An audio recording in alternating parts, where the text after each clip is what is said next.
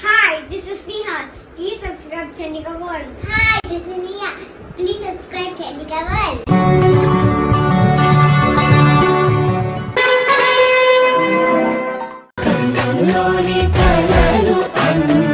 కోయిల కోయలే గూడు గుబులై పోయలే. జీవితం ఒక కళ. ఏదో ఒక నాటికి ఈ నిజం అందరికీ తెలియవలసిందే, తెలుస్తుంది కూడా. తెలిసినా తెలియకపోయినా కళ్ళున్న మనమంతా కలలు కంటూనే ఉంటాము. అవి కరిగిపోని కలలుగా కళ్ళెదుటే చిరకాలం ఉండిపోవాలని ఆశపడతాము, ఆరాటపడతాము. ఏ ఆరాటము లేకపోతే జీవితం చప్పగా వెలితిగా ఉంటుంది. అయితే ఈ ఆరాటం ప్రేరణగా ఉపయోగించుకుని పోరాటం సాగించితే జీవితం మధుర స్వప్నంలా నిలిచిపోతుంది. స్వయంకృతం వలన గాని విధివశాత్తు వలన గాని అనుకున్నది జరగకపోతే గుండె దిగులుతో బరువెక్కుతుంది. గూడు గుబులైపోయెనులే అంటే అర్థం ఇదే. అవగాహన రాహిత్యం, ఆలోచన రాహిత్యం, ప్రేమరాహిత్యం, శ్రద్ధారాహిత్యం, విద్యారాహిత్యం, వినయరాహిత్యం, వివేకరాహిత్యం, విచక్షణారాహిత్యం, విశ్వాసరాహిత్యం, ఇలా ఎన్నెన్నో రాహిత్యాలు వెరసి అనుభవరాహిత్యం. ఈ అనుభవరాహిత్యం వల్లనే జీవితాన్ని, జ్యోతిష్యాన్ని తప్పుగా అర్థం చేసుకుంటాం. ఎవరి జీవితమైనా సుఖదుఖాల సమ్మేళనమే. జ్యోతిషం శుభ పాప ఫలితాల మిశ్రమం. మనకు తెలిసి వచ్చిన ఆపద వలన కలిగే ఇబ్బంది కంటే ఏదో అనుకుని ఏమరుపాటుగా ఉండటం వలన సంభవించే ఇబ్బంది మరింత వేదన కలిగిస్తుంది. అలాంటి కోవకు చెందినదే నీచగ్రహ వర్గోత్తమాంశ. దీని పూర్వపరాలు సహేతుకంగా చెప్పాలనే నా ఆకాంక్షకు ప్రతిరూపమే ఈ వీడియో. ఫలిత నిర్ధారణకు రాశిచక్రమే ప్రధానమైనప్పటికీ మనం భావచక్రము, నవాంశ చక్రము కూడా పరిశీలిస్తాము. రాశి చక్రములో లగ్నము నుండి, చంద్రలగ్నము నుండి, రవి లగ్నము నుండి కూడా భావాలు పరిశీలిస్తాము. అదేవిధంగా రాశి చక్రములోని గ్రహములు తాము స్థితి నొందిన నక్షత్ర పాదాలు కూడా పరిశీలిస్తాము. ఈ వీడియోలో మనం ప్రధానంగా దృశ్యగ్రహాలైన రవి, చంద్ర, కుజ, బుధ, గురు, శుక్ర, శని సప్తగ్రహాలు నీచిలో ఉండి వర్గోత్తమాంశ పొందటం గురించి పరిశీలిద్దాం. ఏ గ్రహమైనా రాశి చక్రంలో ఏ రాశిలో ఉన్నదో నవాంశ చక్రంలో కూడా అదే రాశిలో ఉన్నచో ఆ గ్రహము వర్గోత్తమాంశ పొందినదని శాస్త్రవచనం. లగ్నం వర్గోత్తమాంశ పొందిన ఎడల అది ఉన్నత జాతకంగా చెప్పబడి ఉంది. అదేవిధంగా ఏ గ్రహమైనా వర్గోత్తమాంశ పొందిన ఎడల ఆ గ్రహము బలము పొంది అట్టి గ్రహదశ, అంతర్దశ, విదశలలో అనేక విధములుగా శుభ ఫలితములు ఇవ్వగలదని వివిధ గ్రంథాలలోని పాఠ్యాంశాల సమగ్ర సమాచారం. ఇంతవరకు బాగానే ఉంది, ఆక్షేపణ ఏమీ లేదు. కానీ రాశి చక్రంలో నీచపడిన గ్రహం వలన ఫలిత నిర్ధారణ ఎలా చేయాలి, ఏ విధంగా అన్వయించుకోవాలి, మరీ ముఖ్యంగా రవ్యాది సప్తగ్రహాలు తాము నీచపడిన రాశులలో కొన్ని ప్రత్యేక పాదాల మీద స్థితి నొందిన ఎడల పరిణామాలు ఎలా ఉంటాయో ఇప్పుడు పరిశీలిద్దాము. 1. సూర్యుడు. రవికి తులారాశి నీచస్థానం. 10 డిగ్రీల వద్ద పరమనీచి కాబట్టి 10 డిగ్రీల తర్వాత క్రమక్రమంగా గ్రహం బలపడుతుందని భావించవచ్చును. మరీ ముఖ్యంగా తులారాశిలో రవి 20 డిగ్రీల నుండి 23.20 డిగ్రీల మీద అనగా విశాఖ మొదటి పాదం మీద ఉన్నట్లయితే ఇది మేష నవాంశగా అర్థం చేసుకోవాలి. రవికి మేషరాశి ఉచ్చస్థానం అయినందువలన నీచభంగంగా భావించాలి. అదేవిధంగా విశాఖ 3వ పాదం మీద అనగా 26.40 డిగ్రీల నుండి 30 డిగ్రీల వరకు స్థితి నొందిన ఎడల ఇది మిథున నవాంశ. ఇది రవికి మిత్రుడైన బుధుని క్షేత్రం. ఒకవేళ తులారాశిలో సూర్యుడు చిత్తా నక్షత్రం 3వ పాదం మీద స్థితి నొందిన ఎడల అనగా తులారాశి ప్రారంభం నుండి 3.20 డిగ్రీల వరకు ఇది తులానవాంశ అవుతుంది. నీచగ్రహం అంశలో ఉచ్చస్థానంలో లేదా మిత్రక్షేత్రాలలో ఉంటే శుభ ఫలితాలు పొందగలరు. కానీ నవాంశలో నీచపడిన అది వర్గోత్తమాంశ అయినప్పటికీ శుభ ఫలితాలు ఇవ్వజాలదు. ప్రతికూల ఫలితాలు ఇవ్వటంలో బలం పొందినదని భావించాలి. సదరు లగ్నానికి రవికి వచ్చిన భావాధిపత్యమునకు సంబంధించి ప్రతికూల ఫలితాలు ఉంటాయి. అయితే శుభుడైన గురుదృష్టి వలన ప్రతికూల ఫలితాలు పలచబడవచ్చును. కానీ రాశిలో అంశలో రెండింటిలో రవి స్థితి నొందిన ఎడల వర్గోత్తమాంశగా చెప్పబడినప్పటికీ అశుభ ఫలితాలే పొందగలరు. 2. చంద్ర. చంద్రునికి వృశ్చిక రాశి నీచస్థానం. వృశ్చికములో చంద్రుడు విశాఖ 4వ పాదం మీద ఉన్న ఎడల, అనగా వృశ్చిక రాశిలో ప్రారంభం నుండి 3.20 డిగ్రీల మీద చంద్రుడు ఉన్న ఎడల ఇది కర్కాటక నవాంశ. నవాంశ చక్రంలో చంద్రుడు స్వక్షేత్రంలో ఉన్నందున శుభ ఫలితములే ఆశించవచ్చును. కానీ వృశ్చిక రాశిలో చంద్రుడు అనురాధ 4వ పాదం మీద ఉన్న ఎడల, అనగా 13.20 డిగ్రీల నుండి 16.40 వరకు ఇది వృశ్చిక నవాంశ. అంటే చంద్రుడు నవాంశ చక్రంలో కూడా నీచ స్థితి పొందాడని అర్థం చేసుకోవాలి. ఇట్టి వర్గోత్తమాంశ వలన అశుభ ఫలితాలు ఎక్కువ అవుతాయి. శుభగ్రహ దృష్టి వలన పాప ఫలితాలు పలచబడతాయని ఆశించవచ్చును. 3. కుజుడు.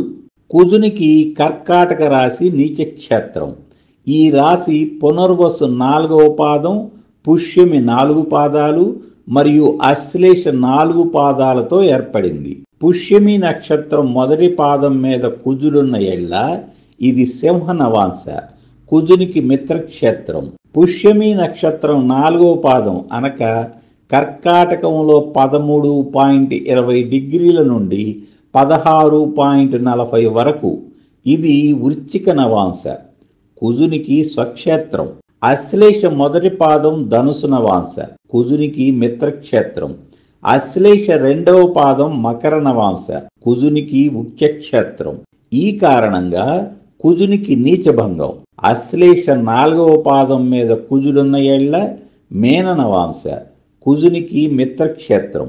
కానీ కర్కాటక రాశిలో ప్రారంభం నుండి 3.20 డిగ్రీల వరకు ఇది పునర్వసు 4వ పాదం. ఈ పాదం మీద కుజుడు స్థితి నొందిన ఎడల ఇది కర్కాటక నవాంశ. రాశి నవాంశ రెండింటిలో నీచ స్థితి మరింత ప్రతికూల ఫలితాలనే ఇవ్వగలదు. వర్గోత్తమాంశ వలన కుజుడు పాప బలాధిక్యత నొందగలడు. కుజుడు ఆధిపత్యం వహిస్తున్న భావకారకత్వాలకు ఖచ్చితంగా భంగం వాటిల్లగలదు. 4. బుధుడు. మేనరాశి బుధునికి నీచ స్థానం. పూర్వాభద్ర 4వ పాదం, ఉత్తరాభద్ర 4 పాదాలు మరియు రేవతి 4 పాదాలు కలిసి మేనరాశి ఏర్పడింది. పూర్వాభద్ర 4వ పాదం మీద బుధుడున్న ఎడల కర్కాటక నవాంశ, బుధునికి చంద్రుడు శత్రువు. ఉత్తరాభద్ర మొదటి పాదం సింహ నవాంశ, ఇది బుధునికి మిత్రక్షేత్రం కావున అనుకూల ఫలితాలు ఆశించవచ్చును. ఉత్తరాభద్ర 2వ పాదం మీద 6.40 డిగ్రీల నుండి 10 డిగ్రీల వరకు కన్యా నవాంశ, బుధునికి కన్యారాశి ముఖ్యక్షేత్రం అయినందువలన మేనంలో ఉన్న బుధునికి నీచభంగం. ఉత్తరాభద్ర 3వ పాదం తులానవాంశ, ఇది మిత్రక్షేత్రం. శుభ ఫలితాలు ఆశించవచ్చును. 4వ పాదం వృశ్చిక నవాంశ కావున అనుకూల ఫలితాలు అంతగా ఆశించలేము. రేవతి 2వ పాదం మకర నవాంశ మరియు రేవతి 3వ పాదం కుంభ నవాంశ కావున ఈ 2 మిత్రక్షేత్రాలైనందువలన సానుకూల ఫలితాలు ఆశించవచ్చును. రేవతి మొదటి పాదం ధనుస్సు నవాంశ, మిశ్రమ ఫలితాలు. బుధుడు మీనరాశిలో రేవతి 4వ పాదం మీద ఉన్న ఎడల, అంటే 26.40 డిగ్రీల నుండి రాశ్యాంతం వరకు ఇది మేన నవాంశ. నవాంశ చక్రంలో కూడా బుధుడు నీచ పొందినందున బుధుడు తన దశలో, అంతర్దశలో, విదశలో ప్రతికూల ఫలితాలను ఇవ్వగలడు. వర్గోత్తమాంశ శుభ ఫలితాలు అనేది ఎండమావే. మరీ ముఖ్యంగా బుధుని ఆధిపత్య భావ ఫలితాలు ప్రతికూలంగానే ఉంటాయని చెప్పాలి. 5 గురువు. గురువుకు మకరం నీచరాశి. మకర రాశి ప్రారంభం నుండి 3.20 డిగ్రీల వరకు అనగా ఉత్తరాషాఢ 2వ పాదం. ఇది మకర నవాంశ రాశి మరియు నవాంశలలో నీచ స్థితిని పొందిన గురువు వర్గోత్తమాంశ అయినప్పటికీ ప్రతికూల ఫలితములనే ఇవ్వగలడు. ఉత్తరాషాఢ 3వ పాదం కుంభనవాంశ, ఉత్తరాషాఢ 4వ పాదం మీననవాంశ అయినందువలన, కుంభమీనాలు మిత్ర స్వక్షేత్రాలు అయినందువలన ప్రబల ప్రతికూలత ఉండదు. శ్రవణ నక్షత్రం 4వ పాదం మీద ఉన్న ఎళ్ళ అనగా మకర రాశిలో 20 డిగ్రీల నుండి 23.20 డిగ్రీల వరకు ఇది కర్కాటక నవాంశ. గురునికి ఉచ్చక్షేత్రం, అందువలన నీచభంగం. ధనిష్ట మొదటి పాదం కూడా శుభ ఫలితములనే ఇవ్వగలదు. ఇది సింహనవాంశ. మనం ఈ వీడియోలో నీచగ్రహం వర్గోత్తమాంశ గురించి మాట్లాడుకుంటున్నాము. వర్గోత్తమాంశ పొందిన గ్రహం శుభ ఫలితములు ఇవ్వగలదని భ్రాంతిలో ఉండనవసరం లేదు. ఉత్తరాషాఢ 2వ పాదం మీద గురువు స్థితి వాంఛనీయం కాదు. 6 శుక్రుడు. కన్యా రాశి శుక్రునికి నీచక్షేత్రము. ఉత్తర ఫల్గుని 2, 3, 4 పాదాలు, హస్త 4 పాదాలు మరియు చిత్త మొదటి 2 పాదాలు కలిసి కన్యా రాశి ఏర్పడింది. ముఖ్యంగా కన్యా రాశిలో చిత్త 2వ పాదం శుక్రుడు ఉన్నప్పుడు అంటే 26.40 నుండి రాశ్యాంతము వరకు ఇది కన్యా నవాంశ. రాశి నవాంశ చక్రాలలో శుక్రుని నీచ స్థితి వలన ప్రతికూల ఫలితాలు ఉంటాయి. వర్గోత్తమాంశ వలన ప్రతికూలత బలంగా ఉంటుందే కానీ శుభ ఫలితాలు ఆశించలేము.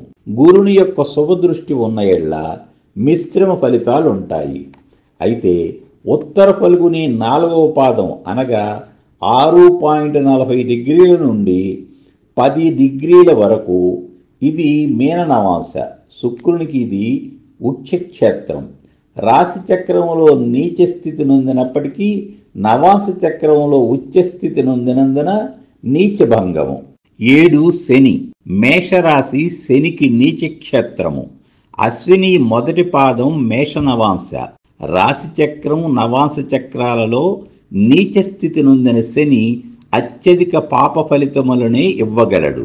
భరణి 3వ పాదం మీద శని ఉన్న ఎడల ఇది తులా నవాంశ. శనికి ఉచ్చక్షేత్రము, అందువలన శనికి నీచభంగము. చివరిగా 4 మాటలు. సాధారణంగా వర్గోత్తమాంశ పొందిన గ్రహం బలం పొంది శుభ ఫలితాలను ఇస్తుందని అనేక మంది అభిప్రాయపడుతుంటారు.